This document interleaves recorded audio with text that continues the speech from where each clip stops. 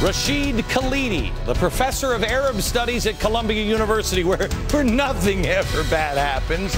You know, Rashid Khalidi, Columbia, the one who thinks suicide bombers, they're just war criminals, that's it.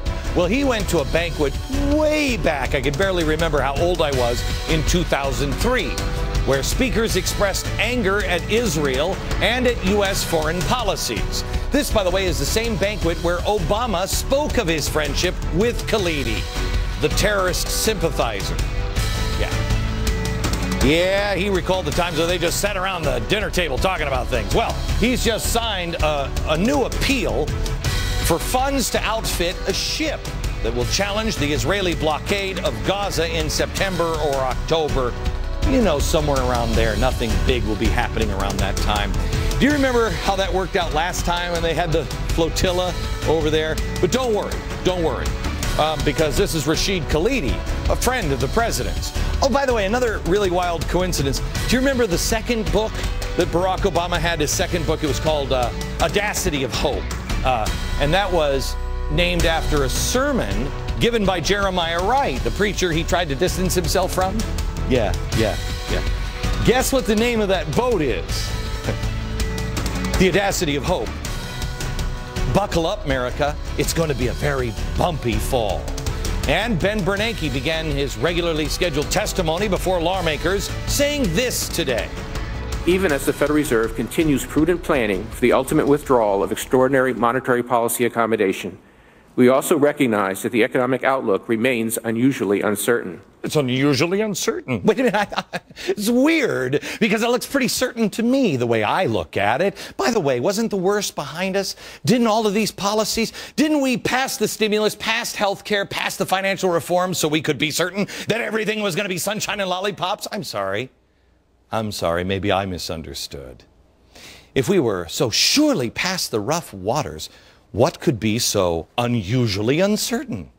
Totally unrelated note, new claims for jobless benefits climbed more steeply than anticipated last week. Highest level since February. Don't pay no attention. If you're worried about the economy and the horrible job market hurting the deficit, don't worry. 128 Democrats are pushing for a new deficit solution. The public option in health care. They already want to change the health care bill. Oh, man. I wonder why Congress now has an 11% approval rating. They don't care. Hardcore left-wing health care option failed because it was too hardcore for the left wing, even for the hardest core of the hardcore left wing. Representative Lynn Woolsey said, without any irony here at all, that spending billions of dollars on a public option would help the deficit because, quote, it saves so much money. The Audacity of Hope making an appearance again. Oh, great.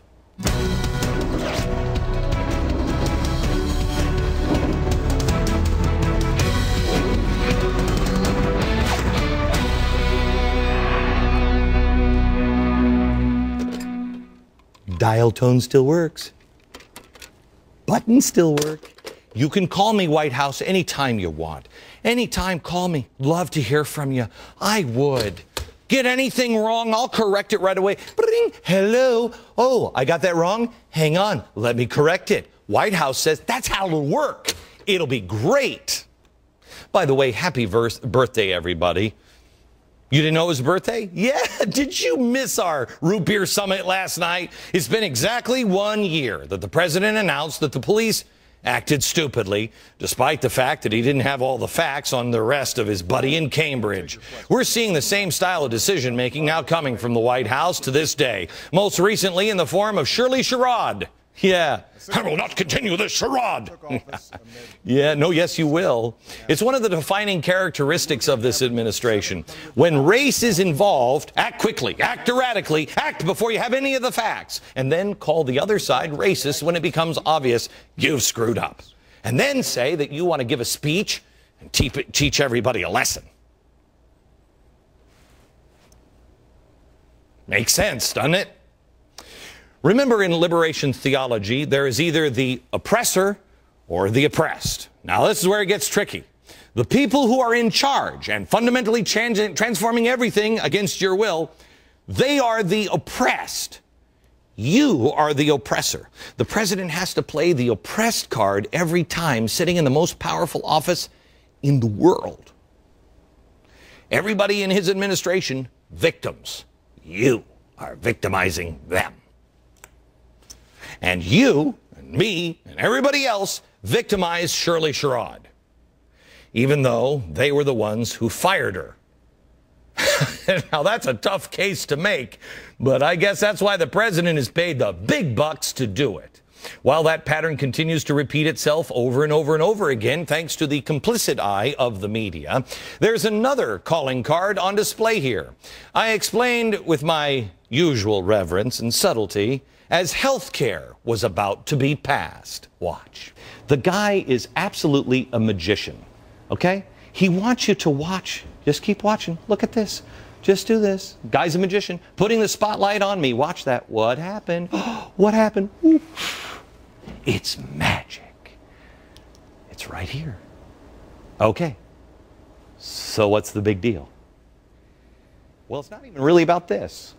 It's about putting the spotlight right on me, right on Fox, on anything. They need to distract us long enough. Use that misdirection.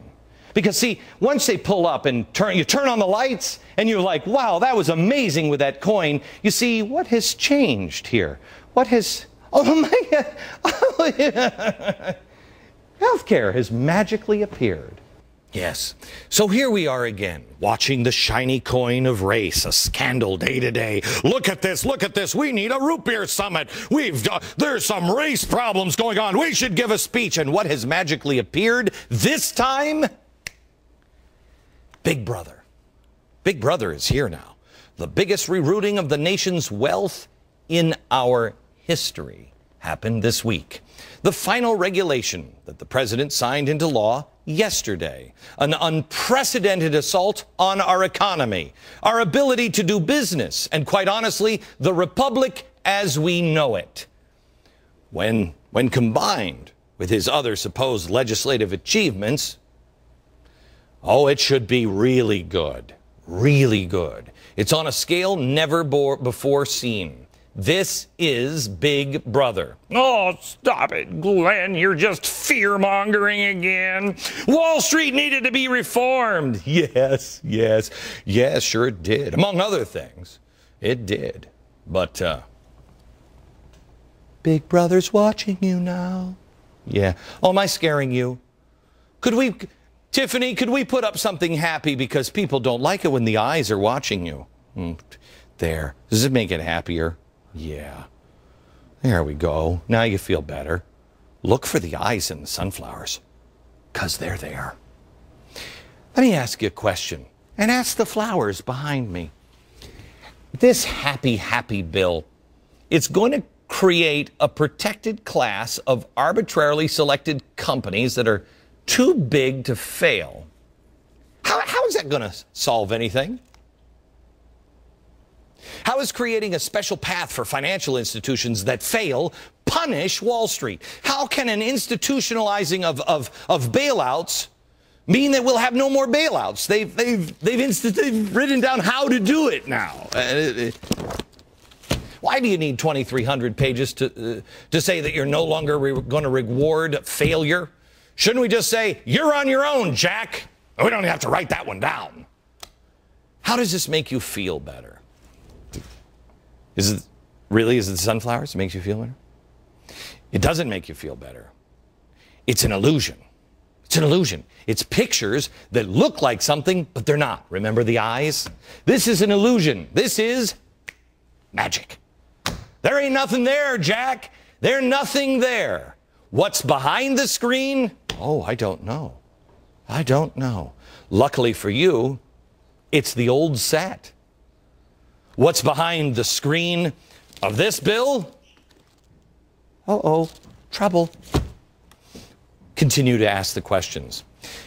How does punishing lenders for irresponsible lending make it easier for the everyday American to access cash when they need it?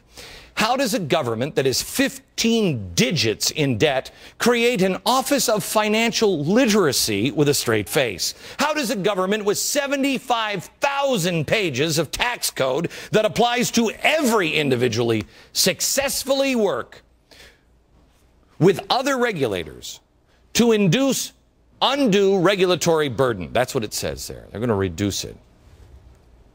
This is what they have. Washington, call me. Mr. President, call me if I have this wrong.